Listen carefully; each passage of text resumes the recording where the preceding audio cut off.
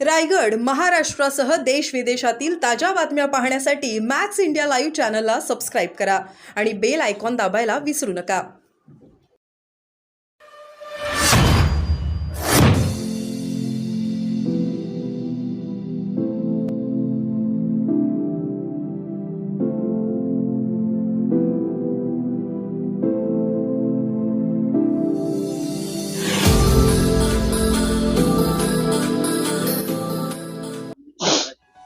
प्रश्न इतकाच आहे, आम्ही वारंवार सांगतो आहोत. भारतीय जनता पक्ष असेल, त्यांच्याबरोबरचा मिंधे गट असेल, अजित पवारांचा गट असेल, यांचं मुख्य हत्यार या निवडणुकीमध्ये लोकशाहीत पैसा वाटप आणि धमक्या हेच आहे. अजित पवारांनी बारामतीत कशा प्रकारे पैसे वाटले आणि त्यासाठी बँकाही कशा उड्या ठेवल्या रात्री पहाटेपर्यंत, हे आपण पाहिलंय. नाशिकमध्ये मुख्यमंत्र्यांच्या हेलिकॉप्टरमधून पैशांच्या 19 बॅगा कशा उतरल्या हे मी स्वतः दाखवलंय. नंतर 4 दिवसांनी त्यांनी त्यांच्या चड्डे बनियन वगैरे दाखवल्या. ठीक आहे, बॅगेतून नौटंकी ठीक है, लेकिन पैसा एक एक चुनाव क्षेत्र में 25-25 करोड़ रुपया जाने की खबर मेरे पास है, और वो भी पुलिस सिक्योरिटी में. आगे पीछे पुलिस की गाडी, मागे पुढे पोलीसच्या गाड्या, मध्ये पैशाच्या गाड्या, पोलीस संरक्षणामध्ये पैशांचं वाटप डिस्ट्रीब्युशन होत आहे या महाराष्ट्रामध्ये. काल मुलुंडला हा प्रकार शिवसैनिकांनी पकडला, ठिकठिकाणी पकडले. निवडणूक आयोग काय करतोय? नरेंद्र मोदी हे 3 दिवसापूर्वी मुंबईत आले. त्यांनी मुंबईत रोड शो केला. पूर्वेला केला, पश्चिमेला केला, गोरेगाव, घाटकोपर अनेक भागात रोड शो केला. हा भारतीय जनता पक्षाचा खासगी कार्यक्रम होता. हा भारतीय जनता पक्षाचा प्रचाराचा कार्यक्रम होता, किंवा त्यांच्याबरोबरचे जे गट आहेत मिंदे फिंदे, या सगळ्या रोड शोचा खर्च हा भारतीय जनता पक्षाच्या खात्यातून व्हायला हवा होता, किंवा नरेंद्र मोदींच्या पर्सनल खात्यातून व्हायला पाहिजे होता. 3,56,00,000 रुपये मोदींच्या रोड शोला जो खर्च झाला तो मुंबई महानगरपालिकेने केला. मुंबई महानगरपालिकेनं 3,56,00,000 रुपयाचं ओझं वाहिलेलं आहे भारतीय जनता पक्षाच्या या रोड शोचं. हा आचारसंहितेचा भंग आहे आणि त्याबद्दल भारतीय जनता पक्षाचे नेते नरेंद्र मोदी यांच्यावर गुन्हा दाखल व्हायला हवा. मी प्रधानमंत्री म्हणत नाही. भारतीय जनता पक्षाचे स्टार प्रचारक नरेंद्र मोदी यांच्यावर गुन्हा दाखल करायलाच हवा, किंवा हे 3,56,00,000 रुपये भारतीय जनता पक्षाच्या किंवा जेथे जेथे हे रोड शो झाले त्या भागातल्या उमेदवारांच्या खर्चातून ते वसूल केले पाहिजेत, अशी माझी भूमिका आहे. 3,56,00,000 हा मुंबई महानगरपालिकेच्या तिजोरीची लूट आहे. प्रधानमंत्री येतात, कधी इथे रस्ते बंद करतात, एक दिवस मुंबई बंद करतात. काल सुद्धा प्रधानमंत्री मुंबईत आले, अर्धा दिवस मुंबई बंद. आज कोणतरी म्हटलं योगी येत आहेत, योगींसाठी मुंबई बंद. काय चाललंय या मुंबईत? तुम्ही या आणि तुमच्या हिमतीवर जा. मुंबईकरांना वेठीस धरायचं नाही. मुंबईच्या तिजोरीवर जो भार टाकताय जनतेच्या, बरं का, हा अत्यंत गंभीर गुन्हा आहे.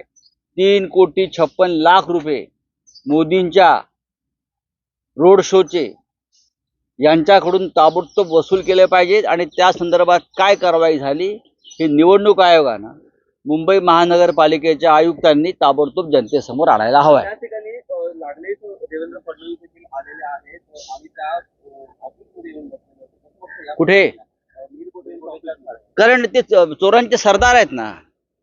असं आहे की करोना काळामध्ये जेव्हा पार्ल्यामध्ये कोणत्या ते इंजेक्शन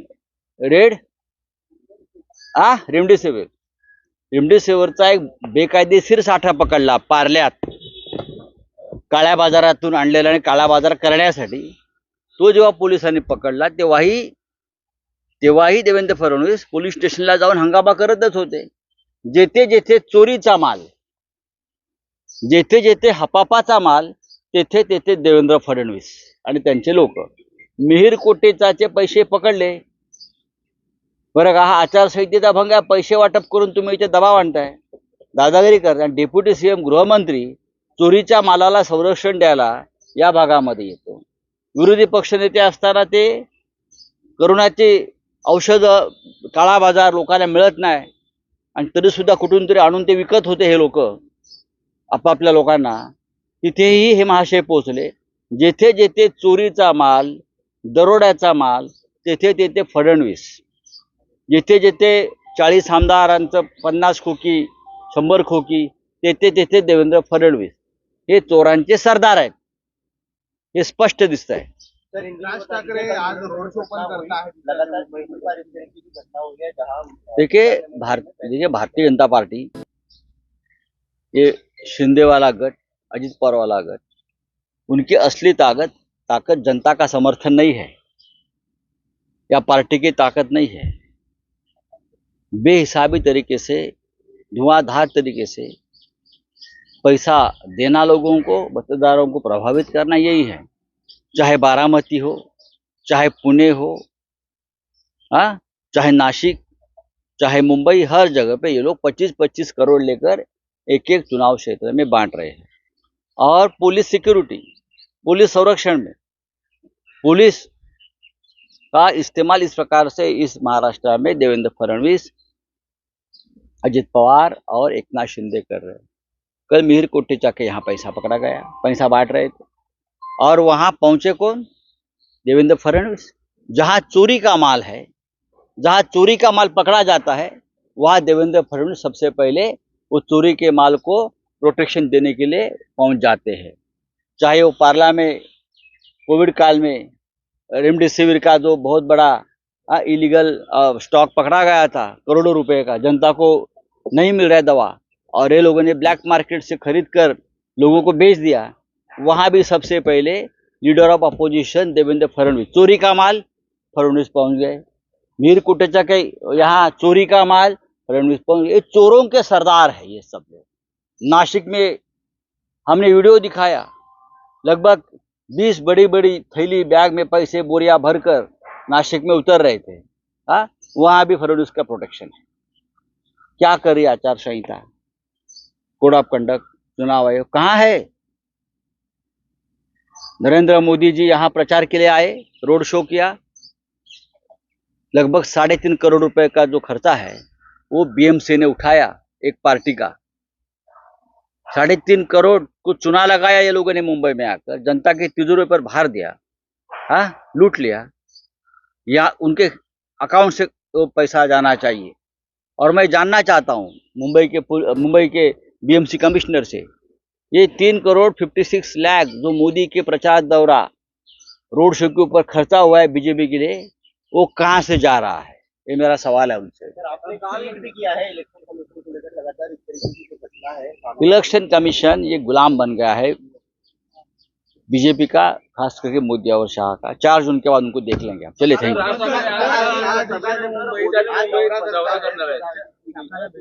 कोण? कोणाच्या शाखांना? भाजपच्या का संघाच्या? कोणाच्या शाखा? त्यांच्याकडल्या शाखा आहे. आता मोदींच्या शाखा, संघाच्या शाखा, त्या त्यांच्या शाखा, ते विलीन झालेत. ते मोदींच्या चरणी विलीन झाले, महाराष्ट्र द्रोह्यांच्या चरणी विलीन झाले. खरं म्हणजे काल बाळासाहेब, हिंदुहृदय सम्राट बाळासाहेब ठाकरे यांच्या स्मारकावर मोदी जे गेले, हा बाळासाहेब ठाकरेंच्या नव्हे, महाराष्ट्रात